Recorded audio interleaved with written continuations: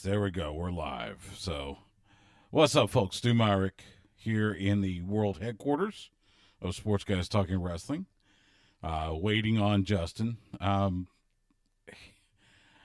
Justin is one of those that has his own clock. And so when we do... So, what's up, folks? Stu Myrick here in the world headquarters. Get rid of that. I was just making sure the stream was coming on. Wait. Turn that down. There we go. That was weird.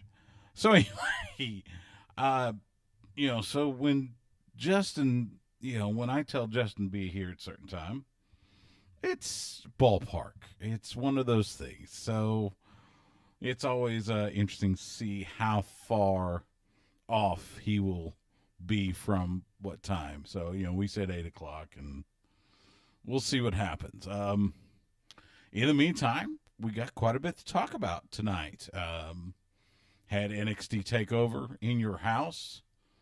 We'll recap that. By the way, I love the fact they used the old in your house set from the old WWE or WWF pay-per-views back in the 90s. That was really good. So got to put a bow on that. Got to preview WWE Backlash, which will happen this Sunday. Including the greatest wrestling match ever, Randy Orton Edge. That's the thing. I don't know, and we'll talk about this during the show, but I don't know if they were serious about that or if this was meant as a rib, quite honestly, because I can't imagine they really think this is going to be the greatest wrestling match ever. Don't get me wrong. I think Edge and Randy Orton are both incredibly competent wrestlers. They can put on a hell of a match. But greatest? I'm not even sure it'll be the greatest wrestling match this week in WWE. I mean, that match with Keith Lee and Johnny Gargano at TakeOver, that was pretty damn good. So, it might be a little biased because it's Keith. We're friends with Keith. So, I don't know. We'll see. The segment you won't hear tonight because it's already been recorded, and this will be on the radio show, had a chance to catch up with Tama Tonga from the Gorillas of Destiny. He's got a new podcast out called Tama's Island. He and Ross Berman from WrestleZone are doing that podcast. They've got 6 episodes so far in the can. In fact, they released number 6 today. It was Tama Tonga catching up with Luke Gallows, recently released from WWE, of course, Bullet Club mate. Apparently they were, it was a late night drinking and BSing session. They just happened to turn it into a podcast episode. So, but if you catch the radio show tomorrow night, which I think, unless I'm mistaken, we're back to 9 p.m. Central on the Horn 104.9 AM 1260. Here in Austin, stream it on hornfm.com and the Horn Austin app. As he walks in, just, casually, like he owns the place, even though he doesn't. That in that regards, I don't own it either. You got a new sponsor? Ozarka. Maybe this will be my thing. Now, let's turn the mic on. Maybe this Hello, Justin. Hello. This will be my thing. Now I have a connection with Ozarka. Do you? Yes. Where is it from? I have no clue. Oh, no, I don't. That's Fort Worth. Never mind. There is a spring water. There's called Mountain Valley. If you ever see Mountain Valley spring water, that is from Hot Springs, Arkansas, and that's where I grew up. Oh, okay. So Ozarka, no, that's. Well, Ozarka, let me it's just from give the you Fort Worth Public Water Department. This is the lemon lime sparkling water. Give you my Ooh. review. Better than LaCroix. Okay. We'll say that. that. There we go. I'm not a LaCroix fan. Who was it that was drinking LaCroix on a video? Oh, it was Lance. It was Lance Armstrong. Did you saw the 30 for 30 on Lance Armstrong? No. He was talking to his son is playing football at Rice. I don't think anybody saw that 30 for 30. Really? Yeah. I watched both parts of it. I don't think it was interesting. I asked 2 times on the Wagner Wire. I asked week 1, who's watching it? Not a soul answered. Really? I asked about week 2, part 2.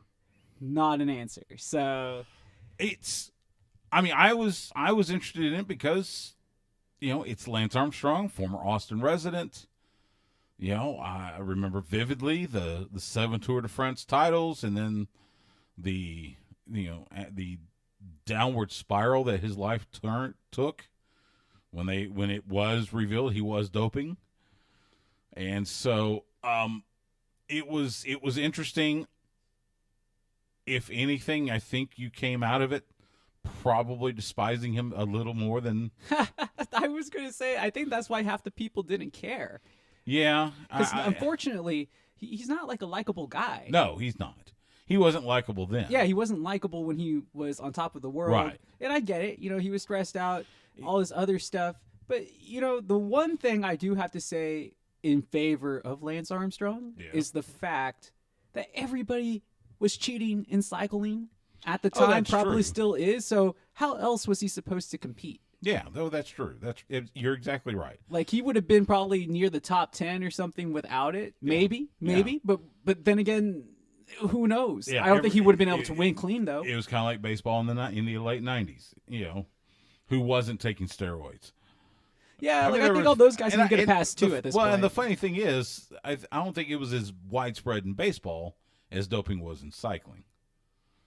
That's the crazy thing. Maybe. But we'll never know. So strangely enough, I was one of those kids. You always hear me talk about it. I detested baseball because of the strike. I liked it because of the home runs. Right, right. But then, don't get me wrong. I mean, I'm not saying to do steroids, but I was like, if everybody was doing it at that time period, why should those people be penalized from being in the Hall of Fame? Well, you'll have to ask Baseball Writers of America. I am not a part of that group, so I have more connection to the Pro Football Hall of Fame than the Baseball Hall of Fame. Mm. So, and that's because I actually do know a few of the voters. I've known Rick Goslin from the Dallas Morning News, Jim Trotter works for ESPN, used to work for Sports Illustrated, Howard Balzer from St. Louis.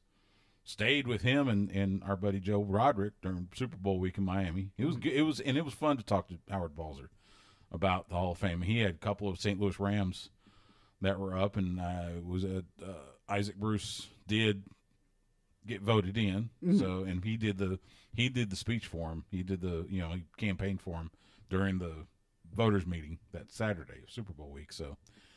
No, I was just going over what we're going to talk tonight. Recap NXT TakeOver. We'll take a look at WWE Backlash this Sunday. In the what would be segment 3, we'll talk New Japan Pro Wrestling. They are returning with live events. As I mentioned, segment 2 is in the can. Had a good conversation with Tama Tonga from Gorillas of Destiny about his new podcast. That picked up quickly. Yeah, Tama's Island. A lot of fun. I did listen to the one that dropped today with Luke Gallows. A lot of fun. A lot of drunken talk. Oh, I'm sure. Are you saying that we need to drink more beers during this? If a beer maker wants to sponsor us, we'll drink your beers all day. Well, you might as well at least throw out some names out there right now. What would you drink, Stu? What does Stu drink? Well, let's go with my default favorite craft brewery, Independence Brewing. Love those guys. Known those guys forever. I'll drink a Native Texan or an Austin Amber. Austin Amber is probably in the fall, but Native Texan right now. But I'll drink them. I'll drink Austin Beer Works. Oh, yeah. I would love Pearl Snap right now. Yeah, Pearl Snap's good. So, but I haven't had a bad beer from any of the craft breweries here in the beautiful ATX. So, but anyway, so we'll get going. Did you watch TakeOver? Yeah, parts of it. Okay, so we'll get into that a little bit. We probably won't spend too much time on it, but the question is, how much of my attention did I spend watching TakeOver? We'll find that out. And I should use preface in your house. In your house, yes. Your house, we'll find that out. Let's get rolling, and we'll find that out, okay? Do this. Let me do this. Do a quick test. This is EC3, and you are listening to When They're Not. Okay. All right. Are you ready? This is EC3, and you are listening to Sports Guys Talking Wrestling. When they're not covering the sports world, they're talking about the world of professional wrestling. It's Sports Guys Talking Wrestling. Now, with Justin Simmons, here's Stu Myrick.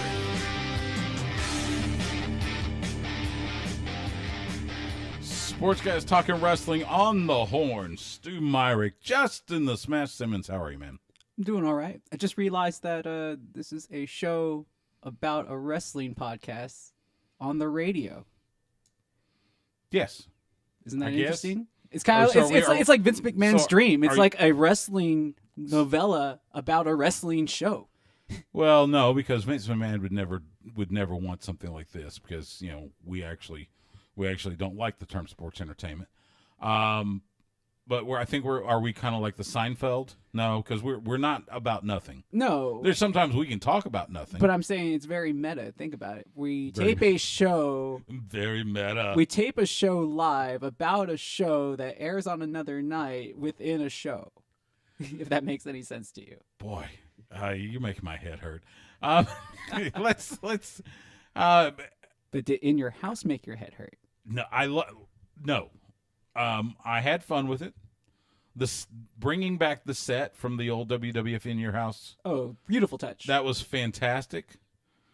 Even with Gargano coming out of the door like he was walking through his house. that was funny. Fantastic. That was really funny. They had a lot of creativity with a lot of the skits that they provided. They really did. And that's what I was talking about, Stu. That's Vince McMahon's dream. It was always to have wrestling as be-all entertainment. And you've seen it since WrestleMania. But that's been his goal for the last, 40 years. Yes, and I think he kind of achieved that, or at least his product, his child of his original dream, had finally seen the daylight there. Well, let's not get too crazy. I mean, again, In Your House was a staple of WWF programming back in the mid-'90s. I just don't think you're giving enough credit to the concept. Well, man. and it was the precursor to what we call, I guess, the B-level pay-per-views that we have today, like Backlash, like Extreme definitely, because they needed to make more money because they were losing gates. Back then, you did not have a WWE network. You had only the big 4 pay-per-views, and they were truly pay-per-views. You had to pay your cable or satellite provider to get Royal Rumble, WrestleMania, Survivor Series, SummerSlam. So they had to have something to kind of bridge the gap, and so they came up with this In Your House idea. Yeah, man, I'm totally familiar familiar with with In Your House. It was good. So I love the use of the set. I loved having Todd Bettengill back doing some of his shtick. Promoting the 900 number. Exactly. And then we don't have 900 numbers anymore. Did you ever call a 900 number when you were a kid? I think I called Gene Okerlund's like twice. And what'd you get? Was it like a tape recording? Grounded for wasting my mom and dad's money. Did you feel like you wasted your money though? I was disappointed. Well, like, what information did they give you? I mean, they didn't give much. That's the thing. What do you recall, Stu? I need you to deep back within all of those other memories and account numbers. Stop. And try to dig out what you're Okerlund talking. gave you. You're telling a 51-year-old man to recall a time he called a 900 number when he was 14. Well, I mean, you obviously recall calling. So I do remember that. I do remember. And you recall getting grounded, so I figured you had to recall the information that led to you getting grounded. No, because I was also disappointed because it wasn't anything like groundbreaking. And that surprises me. That wouldn't you be like, oh, I got grounded for this? Yes, and I was. So that's why I was like, you don't remember what this was? Yeah, I don't. The matches kind of went a little up and down, I would say. Match of the night, I think it's tough to say between Keith Lee, Johnny Gargano, and Finn Balor, Damian Priest. I would give the edge to Lee and Gargano. No, sir. Way off. What was your match of the night? This is ladies' night, man. Talking about the six woman tag? No. I'm talking about Shirai rising to the Oh, top. yeah. Well, that too. That was really easily good. match of the night. The crowning achievement. They looked good. Charlotte Flair doing what Charlotte Flair's supposed to do. Yeah. I mean, I get that too. Look, I'm happy for our boy Keith Lee, and I'm glad that that everybody else had a great match, but it wasn't the match of the night. The three ladies were the match of the night. Okay. Yes, congratulations to Io Shirai. She is now your new NXT Women's Champion. So maybe we won't see Charlotte Flair on all three brands, although I'm not going to hold my breath to that. Well, I mean, because there is a point of oversaturation. Yeah, but how important are the ratings to NXT? That's what I want to. Or I guess it's not even how important are the ratings. Let me rephrase that question. How important are the ratings to NXT? Rather, how important are the ratings to USA Network that night? I know the WWE would like to win, but if they're hitting enough numbers on a weekly basis, then they're doing their job. Right, and I don't know what USA Network expects from NXT. Now, understand, NXT has the head-to-head competition with AEW. But... And now I'm trying to figure out where you're going with this. Are you saying Charlotte equals ratings? Yeah. I think for most viewers, you don't think it's going to get to a point of oversaturation? It already has passed that point, but she is so good. I don't mind watching her go. I don't dispute that for one second. And putting her in the ring with Shirai was amazing because I wasn't expecting to see that. Right. I like the match. Don't get me wrong. What I'm saying is going forward. I don't think we'll see her on NXT that often because she's going to want to be with Andrade because they're a real life couple. So. True. And she is a SmackDown superstar. Yeah. At least I think. I think she's SmackDown. Well, I mean, right now she was NXT champion, so who knows? Well, she was on all three brands. Exactly. She's showing up on Raw. She the wild card? No, they don't have a wild card. They have the what was that? The invitation? I don't know. Anyway, the Grand Invitational. To every quarter, someone can quarter past a full moon, except for the new moon that will come every 6 months on days that end in 2. Yeah, something like that. Something. What did you think of Adam Cole and Velveteen Dream? That's my honest opinion. I'll be honest. I was a little. I mean, it was fine, but I guess I was a little disappointed. I mean, and maybe it's just we had just discussed expectations. We just discussed this last week. It was like this is going to be the norm for a little while. It was cinematic wrestling, and they got it right sometimes, and other times the WWE was passable, but this one set them back a little bit. And as I said, I was happy for Damian Priest. I know Finn Balor got the win, but Damian Priest looked really good in that match. Oh, yeah. I was still surprised that he lost, though. I was expecting Finn Balor maybe to take the loss. I figured it wouldn't hurt him as much. I get why, because I think they're going to slow burn towards Finn versus Adam for the title. Oh, but does Adam stay for a chase if he loses, or do they just send him up to the main roster? Because he's obviously... I think that would be the thing. Once Adam loses, he goes to Raw or SmackDown. Where would you like? I mean, they're already simmering a Undisputed Era breakup. So. Where would you like to see him go? You think he belongs on Raw to go against guys like Seth Rollins, or you think he belongs on SmackDown where he would be facing guys like Daniel Bryan? I think he'll do fine either way. So no opinion, Stu. No, because it's Raw and SmackDown. They're interchangeable. Quite honestly. You really think so? A little bit. It's getting that way. I would rather Different watch Raw rosters. than SmackDown. I like AJ Styles, but I don't like him that much. I watch Raw more just because I'm home on Mondays more than I am on Fridays. So. That too. It's convenient. But anyway, it was a fun show, NXT TakeOver. So we'll see what goes from there. We didn't even talk about Karrion Kross and Tommaso Ciampa. Kross looked his vicious best, kind of reminiscent of what he did in Impact Wrestling back in the day. I guess it's So- like that's expected because I've already seen his work. So it's just kind of like when everybody else is going to take notice of it, it'll happen. Well, and I'll give NXT credit. They didn't really change his character much. no, It's the Basically character we him. saw in Impact, in Lucha Underground. It's still Killer Cross. basically, yeah. They just changed his first name. So we go from one pay-per-view to another. WWE Backlash this Sunday, 7 p.m. Eastern, 6 p.m. Central on the WWE Network. You will be at the Performance Center with Performance Center athletes as a crowd. You liking that still? I do. I have the one thing, and I brought this up with Simon Miller from What Culture last week during the show. You had a few that, like, for instance, on a couple shots, you saw Chelsea Green in the crowd, and I think I'm pretty sure WWE is trying hard not to focus on who's in the crowd. I mean, it's kind of hard not to, especially if you see like Shotzi Blackheart with her bright green hair. But Chelsea Green in there just as random fan. I don't know. I couldn't really make it. I mean, Simon understood me, but it was just odd to see her in that light there. But then you turn around and see her as the character Chelsea Green on NXT. Is it really? A little bit. Wait, Maybe I'm just overthinking it. So. Yeah, man.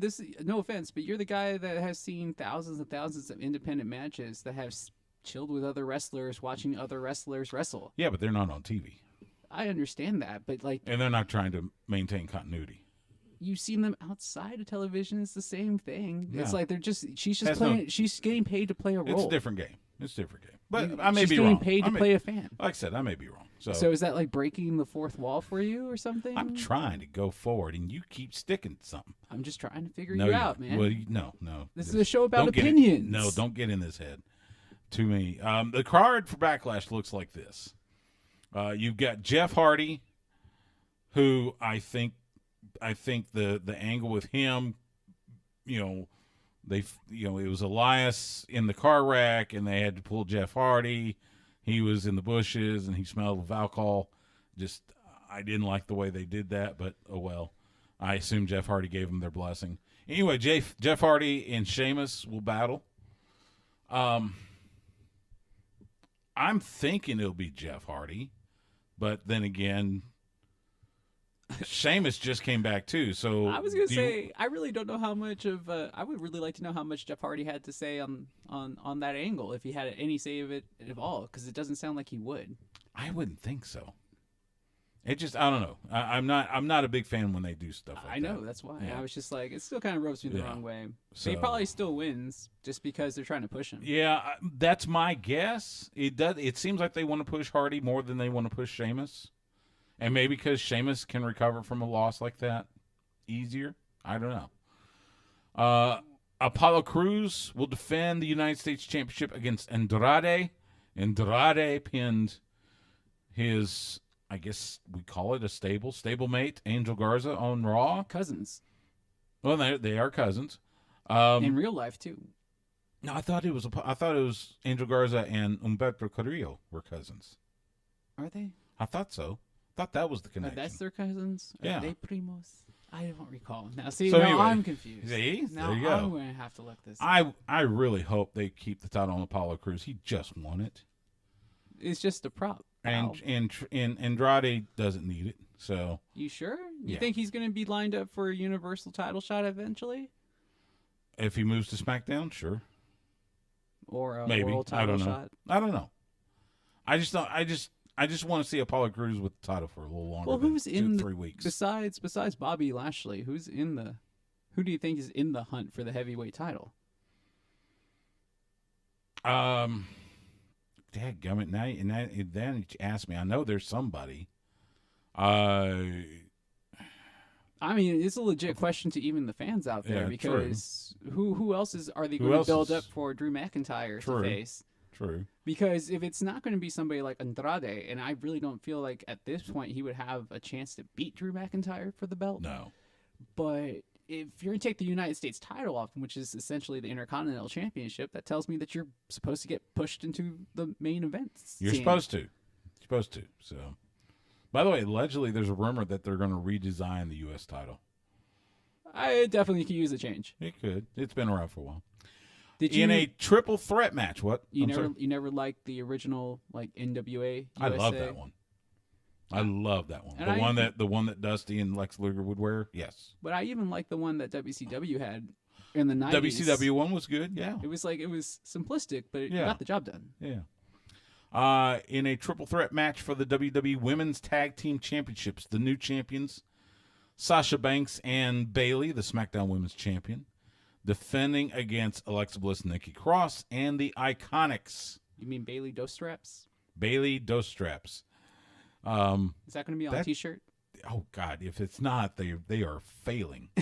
But is it the same moneymaker as Becky 2 belts? No, because Becky is so much more over. In my mind. You think so? Yeah. I mean, yeah. Obviously, she was on top. She left on top. Yeah. But I was going to say, it seems like people are kind of giving Bayley the Rock treatment, and not that high praise, but getting there because now they're starting. I don't know what you're listening to. I think they're starting to understand that, hey, she's actually pretty good. I think she's still got a ways to go, though. You think so? Yeah. I think the haircut helped. If Banks and Bayley do not keep the titles, I could easily see the Iconics getting them back, but they're not. They're gonna stay with Banks and Bayley. Asuka defending the Raw Women's title against Nia Jax. My guess is Asuka because Charlotte Flair will be waiting in the wings. I would still like to see that match. Yeah, well, it's a good rivalry. At first I was a little worried that they would use that one a lot.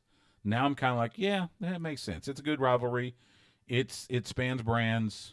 So yeah, I'm good with that. So it's kind of funny how things sometimes work out where she's a really great talent, but the scene was a little muddled at the top of the card, so she held on to the belt, made the tag team championships interesting. Then this whole COVID thing, she became one of the star players, and now she was rewarded when fate called, essentially, because her time was to shine. That's true. That's very true. In what's got to be the silliest match, at least on this card, in a handicap match, Braun Strowman will defend the Universal title against Miz and Morrison. I would say if Miz or Morrison pins him, who gets the title? But why should we worry? That's not going to happen. No, Braun's keeping the title. We've already went over this last week too, Stu. It's going to be a lay cool situation where they're both going to be champion, and it's going to be glorious. Or sorry, it's going to be awesome. Wrong character. Yeah, wrong. Where is Robert Roode? Where in the world? Creative has nothing for you.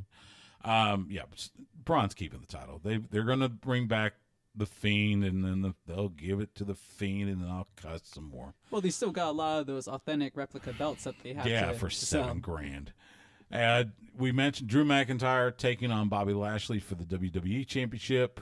MVP will be in Bobby Lashley's corner. Will we see shenanigans from Lana?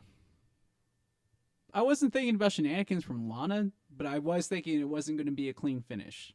Like, there was going to be a DQ of some sort. I could see that. And it's not necessary. And I think it's just because not to muddle the reign of Drew McIntyre necessarily, but to just keep this feud going, because we've already asked that question earlier. Who else is lined up? And this looks like a feud that has some legs. They're making Lashley look really strong right now, where he deserves to be. And they need to. And I again, I've said before, I love the pairing of MVP and Bobby Lashley. Yeah. I liked it in Impact. I think it works now. Yeah, exactly. It looks good. But at the same time, maybe that's one of those things that's working because we don't have a crowd. That's true. And that's the way all the last few months of pay-per-views have been. You wonder, would some of these storylines work with an audience? Because let's admit that those wrestlers, with an audience of actual fans, not Performance Center athletes. Yeah, because those Performance Center athletes are told who to boo and who to cheer. Yes. Allegedly, they were using the loudspeaker in the Performance Center to get them to, pump up more and get rowdy more. And finally, what will likely end the night in the greatest wrestling match ever, Edge versus Randy Orton. So is this going to be a real match? I have no idea. Or you think this is going to be cinematic? Because this sounds like it's going to be cinematic. I've heard 1,000 rumors. Which is the closest one to your heart? I do subscribe to the one that says it has been taped already. Okay. I don't know what they have entailed in it. I still don't get why this tagline, because I don't think it'll be the greatest wrestling match this week in WWE. Because, like you, I'm kind of leaning towards either the triple threat with the women in NXT or one of the other matches. But maybe that's the point, Stu. It's like, so is this supposed to be a joke? Maybe. I don't see WWE doing that though. Really? They're slowly starting to morph and change their approaches, and this sounds like one of those opportunities, like where that could happen. It doesn't seem like this is supposed to be taken extremely serious. Well, but they've certainly been treating it like that with the promos. You had Christian doing the peep show with Edge and Edge all serious, and you got legends giving their take on the match, and it seems like they're taking it pretty seriously to me. Maybe I'm the only one that's having real fun with it then, because maybe Seth Rollins is coming up with the tagline. So anyway, that is WWE Backlash. What's the deal with having to have like best in the world, best match ever in the last couple of years as storylines, right? You don't remember Shane McMahon? I know. Best in the world? Yeah, I know. And that one... partially true. No. Anyway, it's Backlash this Sunday, 7 p.m. Eastern, 6 p.m. Central. I'm sure there'll be a pre-show. We have not heard about a pre-show match yet. Would you care if there's a pre-show match? No. But anyway, whatever transpires, it will be on the WWE Network. We're going to take a quick break. When we come back from this timeout, one half of the Gorillas of Destiny, Tama Tonga himself, will join us. He's going to talk about Tama's Island and a few other things regarding New Japan Pro Wrestling. That's coming up next. Sports Guys Talking Wrestling on the Horn. There. So, as I said, that second segment's already in the can. So, save us a little time. It was a fun interview. Yeah. By the way, I will tell you that. And it will likely have to be edited for length. So make sure you get the podcast so that you can hear the full interview. How long did it go? We went probably 16, 17. Oh, okay. So I thought you were just going to say, I had to edit out a few strong cuss words or something. No, Tom was on his best behavior, which was good. He and his brother were really good when we talked at in Miami, at the Super Bowl. Oh, yeah. By the way, I did float the idea, because they were supposed to do the Boat Club Beach Party this year during WrestleMania weekend in Tampa. Oh, okay. I did float the idea. Super Bowl is supposed to be in Tampa Bay. Of course, they're in Tampa. Just saying. Just saying. So, he kind of liked that, though. But, yeah, it was good to talk to Tama Tonga. So, you'll hear that on the radio show and on the podcast. So now we're going to get into New Japan, everything that they're doing, and then we'll wrap this puppy up. So here we go.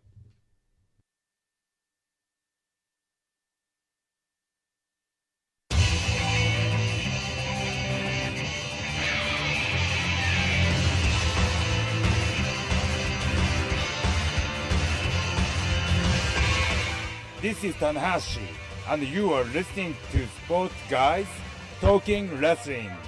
Aishimasu!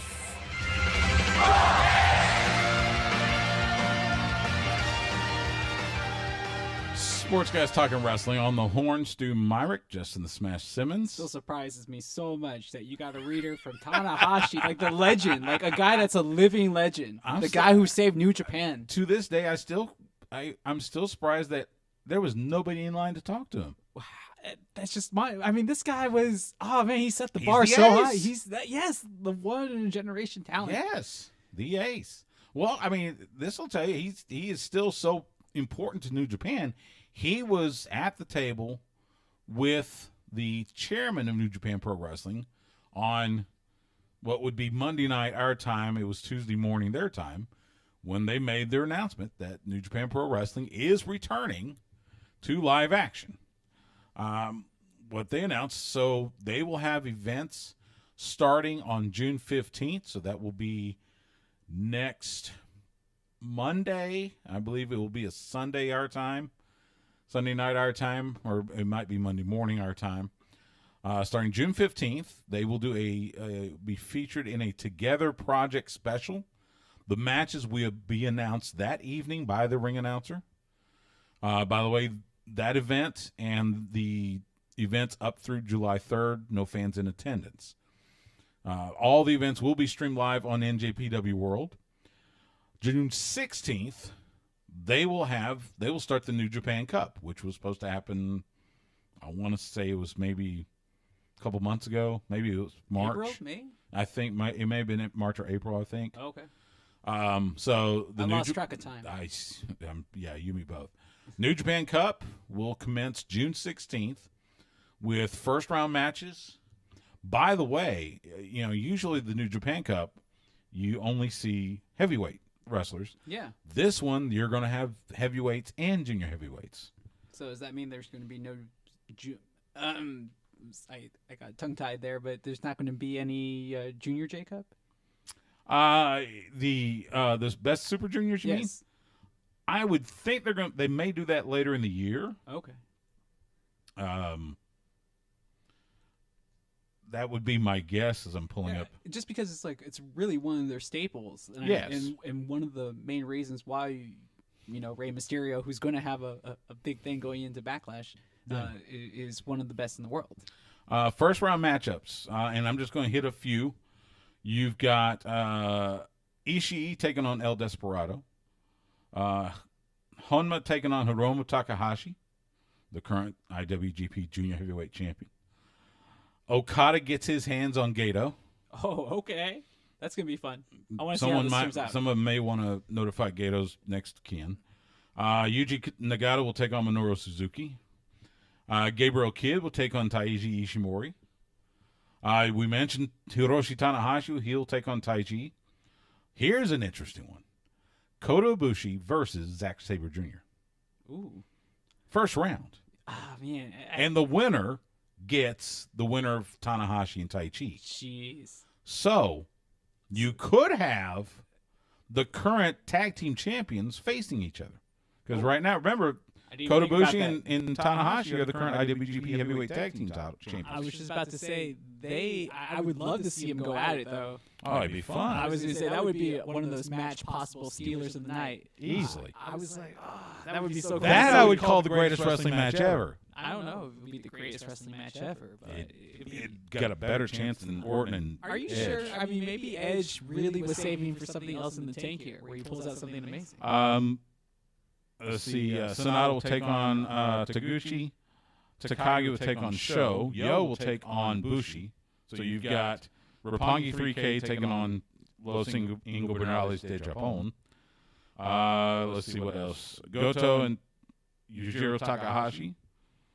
That's a first-round matchup. I mean, there's some really interesting matchups. Well, I'm glad they're coming out strong after this long layoff. So it'll be good to see them back in action. That's for sure. So the first round, which will be in each of these nights, you'll have the 4 first-round cup matches plus a special match. Will take place June 16th, 17th, 22nd, 23rd. Again, no fans in attendance. June 24th and July 1st, you'll see the second round. Again, 4 matches each plus special match. July 3rd will be the semifinals. And then July 11th and 12th we will have Dominion at Osaka Joe Hall. Fans will be in attendance. They will have they will open it up to 1/3 capacity. On July 11th, the finals of the New Japan Cup will happen. The winner of the New Japan Cup the following night will face Tetsuya Naito for both the heavyweight and intercontinental titles. What? Okay. Both belts. Nice. One Okay. match, both belts. I'm totally down with that. Totally down. July 12th.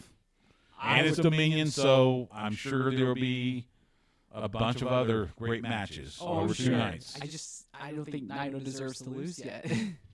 I hope not. I was going to say, I need to see a proper run. Yeah, we had. I mean, he barely. I mean, it was going to be. Last we saw was Kenta was going to face him. Yeah. And then everything got shut down. So. But that's what I'm saying. It's like, okay, he hasn't even really even had a chance. They don't seem like the type of organization that would just pull the rug out of him so quickly. True. But you just never know. You just never know. You never know. So anyway, so that's the start of New Japan Pro Wrestling's return. They have already started administering antibody tests to the wrestlers, ring crew, front office staff, trainers, everybody. So that's good. And are these They are testing. Are these going to be taped live, you said? They are streamed live on NJPW World. My guess, there will be English commentary, which means our good friend Kevin Kelly So will be back to work. So no pre-records like what we've seen No. here on American television. No, this will be they have no American TV out. No, I mean like American wrestling Right. organization. No, this is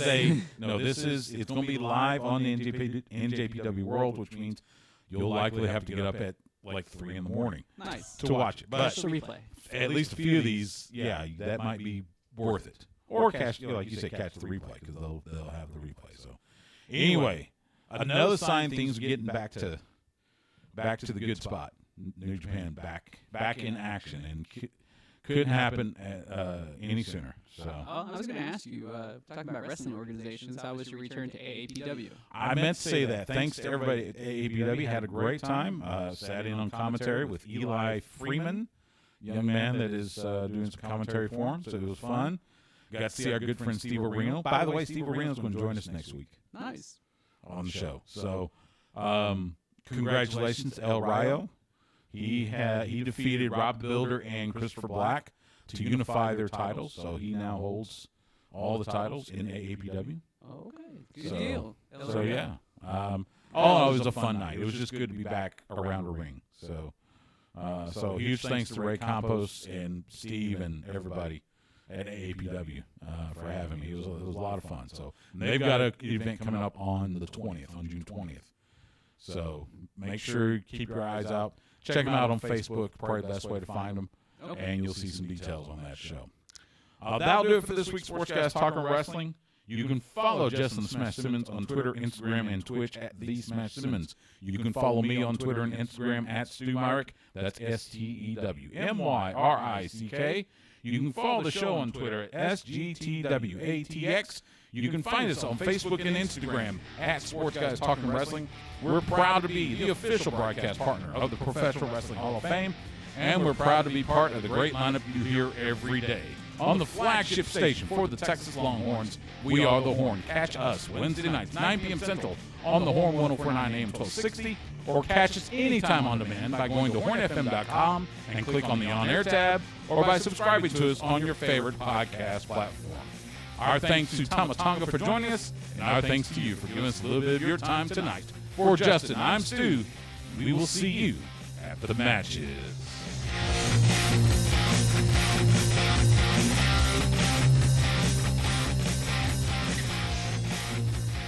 Goodbye and good night. And there we go. That's how you make a show. And that's how you do a show with a segment already in the can. Yeah. Nice and efficient. So, as we mentioned, Steve Areno is going to join us next week in studio. So it'll be good to see Steve. We'll talk to him about AAPW and maybe just do some wrestling talk with him. We'll make him like an honorary third co-host. Not replacing Dustin. We need to get Dustin on. Did you see he tweeted out today He's starting the planning for his own wrestling school. Oh yeah, I saw that one getting a lot of likes on. So we're gonna we need to catch up with the Natural on that. Also, I just got. I was gonna say one of these days we got to bring back our original member. Jeff Howe. Yeah. Yes, we need to bring Jeff Howe. At least for a drop-in. Just the co-host with Craig Way on Light the Tower, weekdays, 10 to noon on the horn. Technically speaking, he helped start this. He did. We need to bring. Yeah, I need to see if Jeff got time to come back just for do a one night only, put the band back together. A one night only. Yeah. One night stand. That yeah. Also, it looks like. There's that desist notice from the WWE. There we go. That's it. You know, well, one night only. We'll hear from Impact Wrestling. Also, just booked Ty Valkyrie from Impact Wrestling. Nice. So we'll be talking to her later this week. You'll hear that interview next week as well. She's got a new clothing line. So I'll talk to her about that. I would love to know more about that, actually. Yeah, I'll talk to her about that. Talk to her about working in Impact. She was wrestling Jordan Grace tonight for the Knockouts title on Impact Wrestling. So, and we'd met her in at Wrestle Circus a few times with her hubby, John Morrison, who could end up being at least half of the Universal Champion. I'm telling you, I would watch that. It'd be more entertaining than Braun Strowman. No offense to Braun, personally. I like Braun Strowman. I like. He's getting better, but I'm still. I don't know. It wouldn't hurt my feelings if he's going to get the title back again, but like. We don't know that. You don't think so? I don't know. If he loses it, you don't think he'll ever get it back? I mean, he's exactly what Vince McMahon likes. There are a big, lot athletic. So is Jinder Mahal. And Jinder got the belt, and he held it for a really long time though. Once he got it once. Hasn't sniffed it since, and he's actually going. He's injured now. So let's be honest. A lot of people really didn't have him winning it the first time. No, of course not. So a lot of people didn't have Braun. I mean, Braun Strowman wasn't supposed to. He wasn't even supposed to be in the match. I know, but he was going to win the belt eventually. No, actually. You didn't think so? Not based on the way WWE books. No. Nah, they cooled on him real quick. No, I felt like he was always going to be in the picture. Like he has to be one of those big guys that's always going to be in the hunt because you already know what he can do. I know what he can do. I agree, but but we'll see.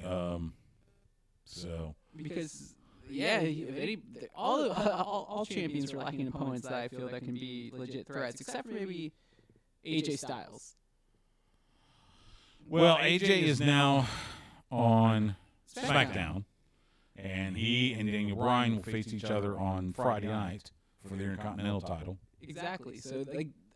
Those two are the only other guys I'm like, oh, okay, yeah, you can see him being in the main event picture if you needed them to. Oh, absolutely. And there's no reason why you can't have the simple storyline of like AJ Styles is the best wrestler on the roster, so he's here for both belts. I'm trying to think because you're talking about who faces Drew after this. I'm not going to say his name, even though there was a rumor about it, but I think that rumor's been killed. Baron Corbin. No. Sadly, I could see it. Oh, I mean, yeah, I definitely can see it. Now he's on SmackDown, so I'm just trying to think of who they would legitimately try to use because they'll finagle the way to get him over, and they'll be like, "Oh, we used our super secret switch that we agreed to just last week that we aired on WWE.com in the special that you missed because we didn't put it on YouTube." Who else? Well, Kevin Owens is on Raw. Give him a shot. Yeah, I was like, Owens is looking strong, and Owens is looking good. But do you really want face versus face? They just turn him heel. Because McIntyre's a face, right? Let me ask you this, and obviously we're finished recording, but something I've been wondering the last several weeks. I hear all the time, well, they should turn this guy heel. Well, they should turn this person heel. Well, they should turn. Nobody ever talks about turning somebody babyface. Is it because there hasn't been a good babyface turn in years? There was a time. What was the last good babyface turn besides Hogan turning babyface from NWO? That may be it. and then getting the redemption in WWE for that run too. Yeah, when he did it. That's gotta be it. I mean, you haven't seen like a legit, planned out babyface turn in a long time. I don't think you can do that anymore. I don't think fans. And maybe that's it. I don't think fans have the attention span Like to see a story that long. I saw the other day someone, and it was a wrestling journalist that I respect, saying they should turn Big E heel. Why? Oh, because they have to break him away from the New Day at some point. And again, why? Because we just talked about it. Drew doesn't have any real competition, but he fits all the check boxes of what a main event talent for the WWE is supposed to do. He can talk, he's charismatic, he can wrestle, and he's young. I get that. So And you're he's got a going to look. sacrifice Your New Day one sales- of your biggest, one of your an act that has probably just one of the biggest followings. I know. Merch sales, yes. For the sake of feeding somebody to Drew McIntyre? No, I'm saying the day that he does turn heel is the day where he's like a legitimate contender. Is the day he wins the WWE Championship. I understand that totally. I'm just saying. But he has to break away somehow, and the only way to do it. But again, I mean, and maybe this is the fan in me. The fan in me is saying, no, I don't want to see him break away. All right, smart guy. They gave Kofi Kingston a world title run. Yes, but he's also been both heel and face. Now, how many guys? So is Big E. Exactly. So why would it be any different? Because both those happened before they became New Day. Yes, I understand that. Since they've been, and New Day was a heel to begin with. They just organically got over his faces. Were you going to cheer for Marty Jannetty more than Shawn Michaels after the whole thing? It was like, no way, Shawn's so cool. He's such a bad dude. Look at that. He's See, and I think that's part of it. Is it's one of those things where Have you ever broken up with somebody? yeah, sure. Is there any way for you to come out being the good guy? Like, I pose that question to people out there too. I mean, is there any, if you're the one that's going to break the bad news of like, hey, I'm sorry, I got to leave. Is there any way that you could be the good guy? Hey, by the way, we got a couple commenters. First of all, Bernsey, our friend Bernsey, we see a lot of shows. So Oh, okay. I thought they were gonna say shout out to Bernsey and Sal Vittor says good evening. So Hello, Sal.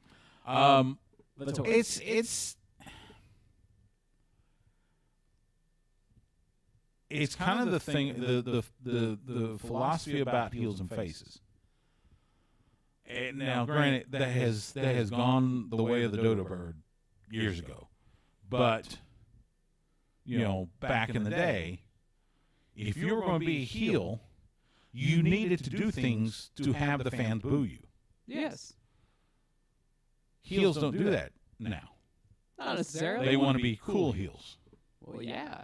Everybody wants to be cool because you still got some merch. That's the well. See, there you go. And, It's like you still got some. and I think that's part of the deal is that there's so much wrapped into it now. But you know, Whereas back in the day, it was just you're just a heel. yeah, but you know how hard it is. Well, let's just admit though, like, how much do you like Baron Corbin for just being just a heel? Because that's what he is. He's I just a respect it. Yeah. No, I'll boo him. Yeah. But I respect him for sticking to that. Okay, but He's not a cool heel. He's a Yeah. Is it entertaining to you though that he's just a flat out bad guy? he's heel? entertaining, but I'm still going to boo him. But But I'm strange too. I'm old school. I boo heels. It's just because it's like the dynamic of just a straight up bad guy. Like there is really no guy that could be bad enough to just be a bad guy besides Brock Lesnar. And guess what? Because he's so bad, he's cool. Yeah, I mean, but Brock Lesnar. Because you have to be able to carry it. Like who else could legitimately be a bad guy and be like that true ass kicker? Well, that's true. Now, let's not forget, some of the best heels aren't true ass. MJF, MJF is he is not what you would classify as an ass kicker. He's a fantastic athlete. He knows how to be a heel. Yeah, but there is no redeeming quality whatsoever. But he plays up the cocky heel persona. That's what I'm saying. People don't do that anymore. Yeah, they don't do it to the point of getting booed. But he's cool. Well, he's entertaining, which makes him cool. Right. But I still want to see him. I still want to see Cody kick his ass. I still want to see every babyface on the AEW roster just maul him. Maybe. And again and again and again and again. But he's still cool. That's just it. He's cool. That's why people like him, because he's cool, even though he's a heel. But that's what I'm talking about. So yes, I understand what you're saying. That's what I'm talking about. He carries the craft because but there's never going to, it's never going to be the same way you remember it, because everything's evolved past that. Right. I understand. So this is kind of like the evolution of it. Kayfabe's dead, yada yada yada. I understand that. Believe me. I think back to the Horsemen. I wanted to kill the Horsemen because they broke Dusty's arm. I wanted to find Ric Flair and just hit him with a baseball bat. Weren't they cool? No, back then, no. Well, they were cool, but at the time, yeah, like you didn't have that connection. I feel like they were the first cool heels.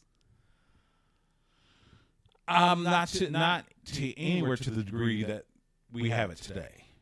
They were still heels. Maybe, but I mean, Ric Flair's been like the cool heel. That was like his whole persona is the cool heel.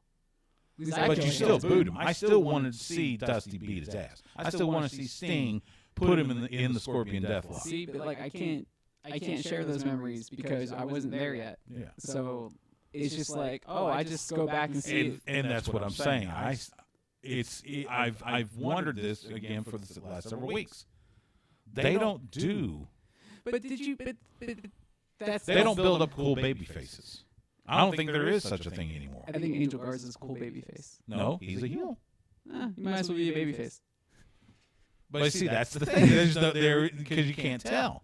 He's booked as a heel. Well, people like him. I agree. I mean, we've seen him a few times. I was going to say though, Stu, because you grew up in that era and it was kind of like, hey, this is supposed to be real, therefore you hated them more. But the Freebirds. But I have to say, I didn't grow up in that era, and I always knew for the most part it was a show. Right. It was supposed to be entertainment. Right. Because when my dad would tell me, like, you watch pro wrestling, and he kind of said it with some disdain, I was like, he thinks I'm watching, like, what his dad would watch. Right. And I'm like, no, mine is like wacky and zany. It's like a cartoon show for me. So I can't share those same sentiments. And the only way I can go back and see Flair is from the work I saw on YouTube. And I understand where he's supposed to be hated, but in a lot of those interviews, even when he is the heel, people are cheering him. So I'm like, he is the original cool heel. Yeah, ladies would definitely get, especially when they were there in the studio for World Championship Wrestling. So, but I was like the Freebirds, I hated them. Weren't they the cool heels? No. Not in Dallas, but I mean, I'm sure in Georgia people love them. Well, Georgia, yeah. But in Dallas, hell no. Jimmy Garvin talked a lot about, tires slashed and, old ladies sticking their hat pins in his arm and all that good stuff. Because, you walk through that sportatorium and it's a free-for-all. So, Kevin talked about it, being as popular as he was, people are trying to get to him to kiss him or whatever. Yeah. So, but yeah, the Freebirds, they were hated. Because Michael P.S. Hayes was cool. Because Hayes slammed that cage door on Kerry's head and cost him the world title. But he was a babyface before that, right? Because they were friends. He was a babyface before then. That turned him heel. Yeah. Okay, and they, of course, you could see it now. They started planning it by bringing in Terry Gordy and Buddy Roberts. Yeah, the rest of them. Yeah. So. But I just don't think that there's ever been a successful heel that has just been a heel. Like, I think they've always had to be cool, even if you go through the annals of history. Because even like I can't think of a time Rick Rude was ever a babyface. Even ECW. What about Granted, ECW, again, lines are blurred a lot. Did Rick Rude? Oh no, he never won the AWA Heavyweight Championship. But when he was vying for the title, was he? A good He guy? was the first world champion because he was the American heavyweight champion at the time Okay. when world class seceded from the NWA. He was managed by Percy Pringle. Yes, but he wouldn't have been a good guy there. But he well, no, that's what I'm saying. He's, as far as I know, he was never a babyface. Wasn't a babyface in world class. Wasn't a babyface in Crockett when he and Manny Fernandez teamed up. Definitely wasn't a babyface in WWF when he had Jake Roberts' wife painted on his crotch. Yeah. No, I don't think he was ever a good guy in No. WWE. No, there are a few. So like a career. Dick Murdoch. Dick Murdoch was never a babyface. Captain Redneck, no, he wasn't. Now Ted DiBiase was. Ted DiBiase was a face in Mid-South. For a little while. Yeah, he started as a heel. He was the leader of the Rat Pack. Turned him face. In fact, it was the match that cemented it involved Dick Murdoch. Huh. It was DiBiase versus Flair. The match hadn't happened yet. DiBiase was out doing his interview. Murdoch comes out, says he should get the title shot, posts DiBiase in the head, and then DiBiase fights Flair with a big bandage. You know, it's kind of funny that you bring up that because I've been watching a lot of old wrestling recently, like on YouTube and stuff. Mhm. It's like best of UWF, Houston wrestling from the 70s and things, and early 80s and stuff like that. But it's like, you know, I always wondered why the WWE got who they got during those time periods. And the one thing I've always had is just like, okay, I see where my dad was getting at. A lot of those interviews back then aren't exactly amazing. But he was really good on the mic. DiBiase. Oh yeah, And I was really surprised because it's like it's not the $1 Million Man. It's just like him just speaking as Ted DiBiase. Yeah. But I was like, oh, he's really good on the mic. I can see why they felt like he would be a good addition to what they were trying to build. Same way with Junkyard Dog. Same way with Duggan. Same way with. I've never really heard Duggan talk. When Duggan was when before the caricature in WWE, when Duggan was still in Mid-South, he could give an impassioned promo. I mean, but he was always one of those popular mid-card baby faces even when he got to WWE. So I was like, he didn't have to do much to get over. Well, he and DiBiase had like a long-standing rivalry because they were in the Rat Pack, and then Duggan broke off. So yeah, I mean that's. It just like I said, that thing with Big E it made me wonder, when's the last time we saw a planned, well-worked babyface turn? And I can't think of one. And even Hogan wasn't planned. What about Daniel Bryan? Because he was like, no. And then all of a sudden it was like, yes. Oh, he turned. Yes. They're going to give him the belt, maybe. Yes. I think that one was good. And I'm pretty sure whenever CM Punk turned face, I guess he was never really a good face.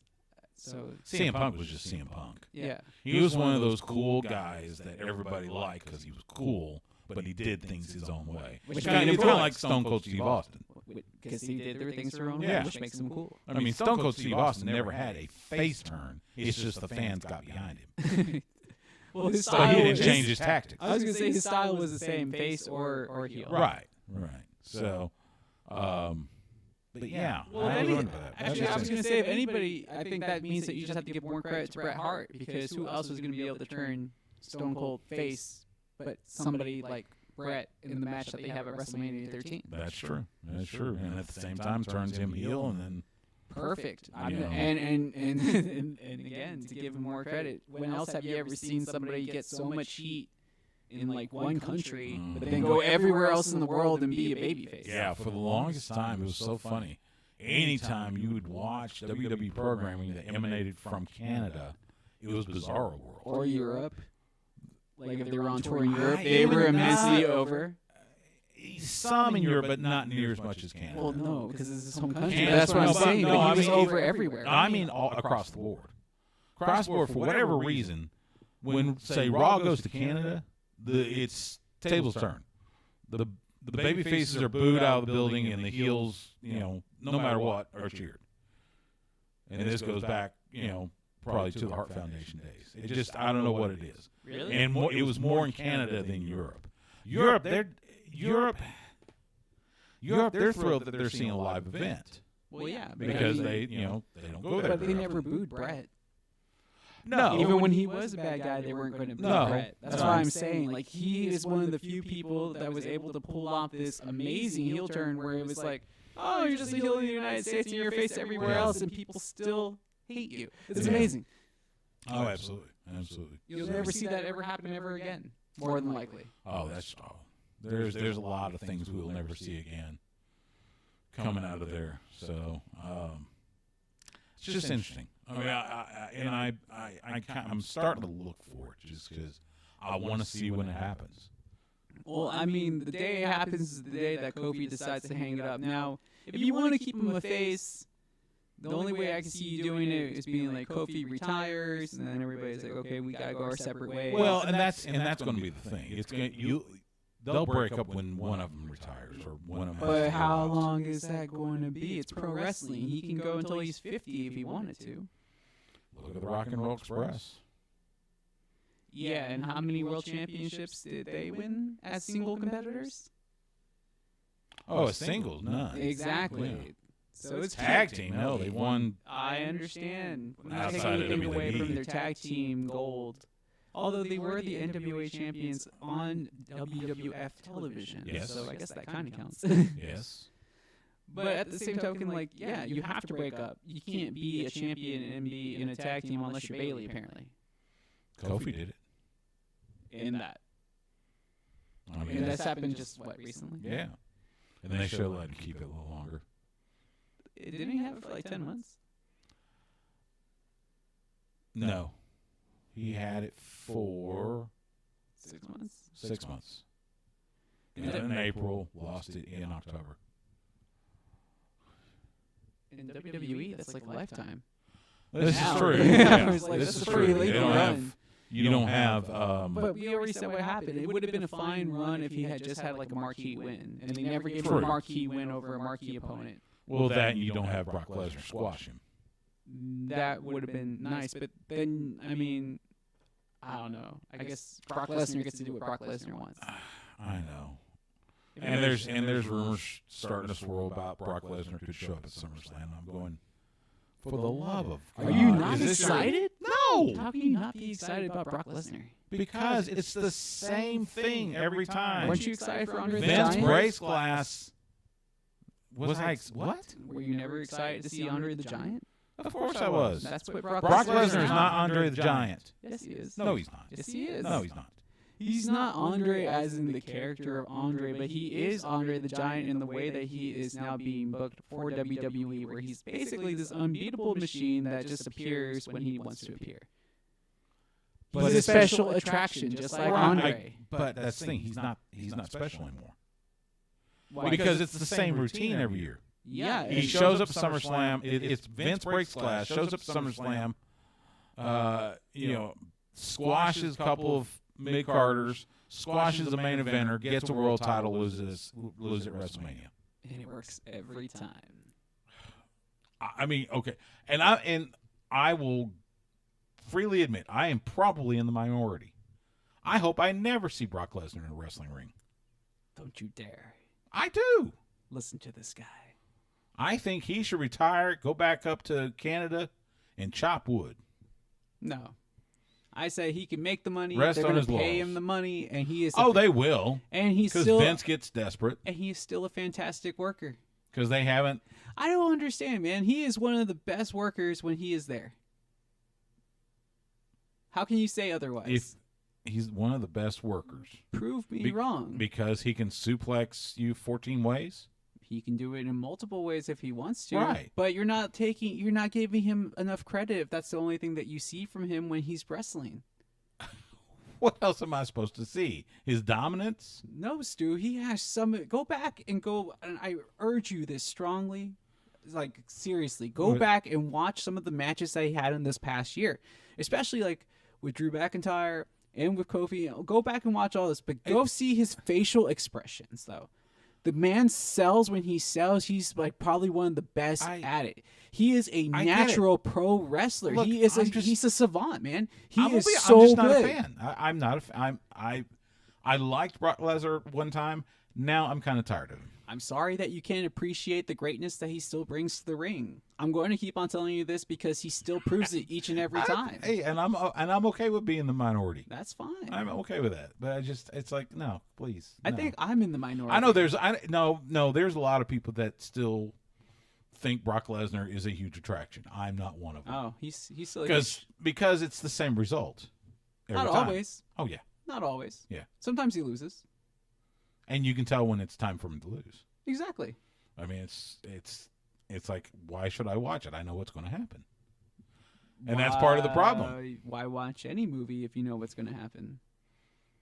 Why watch any movie? Well, if I spend money to watch a movie, I'm doing it because I may not know what's going to happen. But they're giving you free programming. Oh, what? I said you pay for cable, that's going to be on regardless, right? So the program is essentially free. So because it's free, I should watch Brock Lesnar? What? Yes, it's free. Just enjoy it, man. It's free. By that token, I should watch Real Housewives of, Timbuktu. Do they have that? Probably not. I was going to say if they did, I'd be interested in at least checking out at least one. I'm episode. sure Bravo's working on it. Timbuktu, Real Housewives. Have you seen this thing on Fox? Fox does, I think it's on Thursday nights, Celebrity Watch Party. Nope. So they have this thing. It's Thursday nights, and it's different celebrities. Like they had Joe Buck and his wife. They had the Osbournes, Ozzy and Kelly, and what's Ozzy's wife's name? Sharon. Sharon, thank you. Or Shannon? No, Sharon. And Master P, and they got Reggie Bush and his wife, and they show them watching different shows. Like they did America's Got Talent one time, and they did a Real Housewives of maybe in Beverly Hills, and just in watching their reactions to different things, it's just it's kind of funny. It's kind of funny to watch it. Oh, okay. So basically, see, and I only ran into it because I was curious about the dating show that follows them, that has Matt Stryker as one of the guys. Is that the one where they're trying to impregnate the Yes, and Matt Stryker's one of the contestants, former Lucha Underground League commentator, and WWE wrestler, and WWE commentator. And yeah, I mean, like who wouldn't want his child? So it's like, why not? Now that's the interview I want. Kind of like what I wanted Kenny King after he was on The Bachelor. Oh yeah. I want to get or Bachelorette. I want to get Stryker on after this. Is this possible? I think he's doing some. I think he's been involved in some baseball stuff. I don't know, but I don't know. I mean, do you know his publicist? I'm sure I could find out. I was like, I'd be down. I want if we do that, we'll have to call Melissa Foss because Melissa has a thing for him. I was going to say she'll have. Melissa would have his baby. I'm sure. I hope she's okay with you saying that. I hope so too. Well, Melissa has a huge crush on him. At least she did when we were in Chicago. So.